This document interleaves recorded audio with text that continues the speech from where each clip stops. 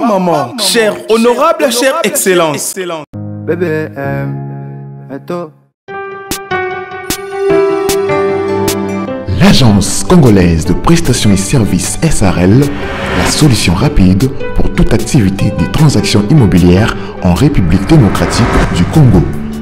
Vente, achat, gestion, estimation, mise en location des biens meubles et immeubles. Contactez-nous au plus 243 85 27 79 630.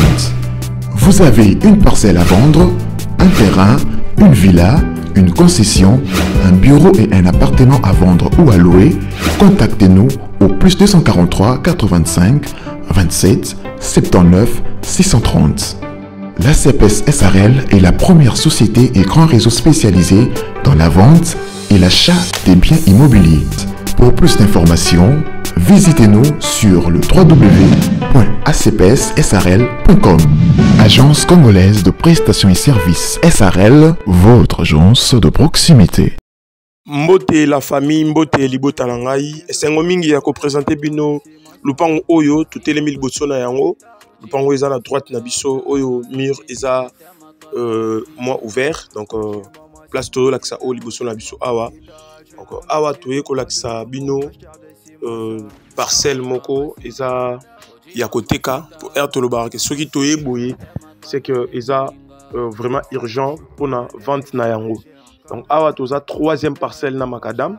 On va te retourner to laksa Maradam parce que place to telemi na Makadam et que la troisième ou quatrième parcelle Maradam ezomonana. Linko lobake le pango o toye ko présenter bino eza déjà emplacement moro ya bien, donc soza le pango mona Makadam oza Makadam ozomona lupango. Donc lupango yango wana ezomonana vraiment ezomonana très bien. Donc moni quartier eza vraiment habitable, quartier eza vraiment bien sécurisé, courant ezali, maille ezali, marambutu ezali kitoko. Donc avant tout le monde quelques voisins bah oh déjà bandam ma solo bah oh déjà bah évoluer na système awa na quartier. Donc wana voilà tout ça liboso lupango na gauche, lupango na biso na gauche awa place to telemeza papa voisin. Tolobaki déjà que lupango na biso oyo eza pembeni ya Makadam. Donc lupango longueur na ye aza 30 mètres et largeur na ye aza 18 mètres.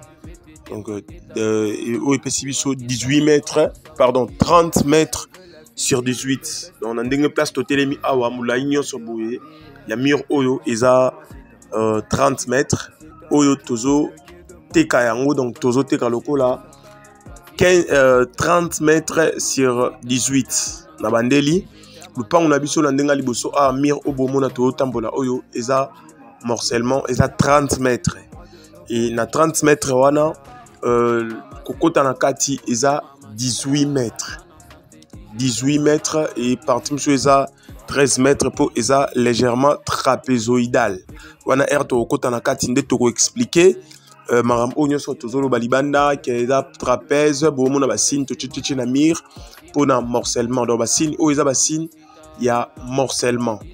Voilà, donc place to telemi un peu maradam ya ngwana mituka ezoleka ba moto ezoleka. Donc toza awa toza na commune ya Nsele na quartier Plaza.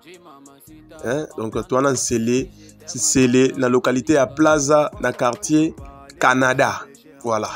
Voilà, koloba bien ngwana. Donc toi na commune Nsele bomona baningande batongi toi na commune Nsele na localité ya Plaza na quartier Canada. Voilà. Donc il y a un vrai elobeli, il y a localisation place tozali. Donc nde tolobaki parcelle eza 30 mètres na ndenge ya balabala et 18 mètres na ndenge ya kokota na kati. Donc lupango oyo babandi yango na prix ya 42 000 à discuter. Na bandeli lupango oyo babandi yango na prix ya 42 000 $ à discuter. Donc 30 mètres sur 18. Et avec possibilité toujours ndenge tolobaka biso tozalaka wana pona ko aider bato oyo baza na mbongo na niveau nyonso mutakoza na mbongo a zo eloko ya kosomba. Donc tozo morceler pe yango Oya rolinga kozwa 30 mètres sur 18 nyonso yemoko, ça ne dérange pas. 42 000 à discuter. Oyo akolinga morcellement. Donc toujours morceler 30 mètres autour na balabala. Soit to divisant par 2, ils ont pris 15 mètres, 15 mètres. Donc 15 mètres sur 18, ils en ont pris à $22 000 à discuter. Na bandeli. 15 mètres sur 18, $22 000 à discuter. Comme lupango est trapézoïdal. Et mutu oa kozwa deuxième partie, où ils ont pris ça 15 mètres sur 13. Donc, ou soit 13 mètres sur 15. Wana bachango 20 000 à discuter. Donc, naza sir toujours comprendre quand même na lobby. Mutu oa kozwa 15 mètres sur 18. $22 000 à discuter. Mutu oa rolinga kozwa 15 mètres sur 13. Donc, pandim sous 13, pandim sous épée ça 17. Wana, parce que le pan est à moi trapézoïdal. Wana, ils ont pris à $20 000 à discuter. Donc, emplacement, ils ont bien chance de monter emplacement. À toi, sillonner na kati. Donc, quand le pan oyo alingaki à ça la boulangerie. Donc, alingaki ça la boulangerie, aïe ko changer idée à ça la église. Après, wana, a eu idée et à côté kayango. Yango moni plan o atongaki wana, au plan o totala o atongi, ndenge ezaleli. Donc, ils ont des selon ma canisinaï, selon plan naï. Donc, voilà, à Tozobima déjà, tu peux si pris, tu l'obis, tu as commune en Sélé, dans la localité à Plaza, dans le quartier Canada. Et wana, Tozobima, Bassini, wana, déjà, Tuchaki, tu l'obis, Lupangu, ils ont 22 000 à discuter pour 15 mètres sur 18 et 15 mètres x 13. Donc, 15 mètres, mpandi moro 17, mpandi moro 13, wana, $20 000 à discuter. Emplacement.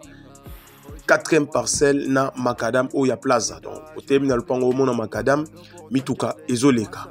Bonne chance na bat nyonso oyo ba landarabiso, pena o ba kozala intéressé pour la négociation. Merci beaucoup.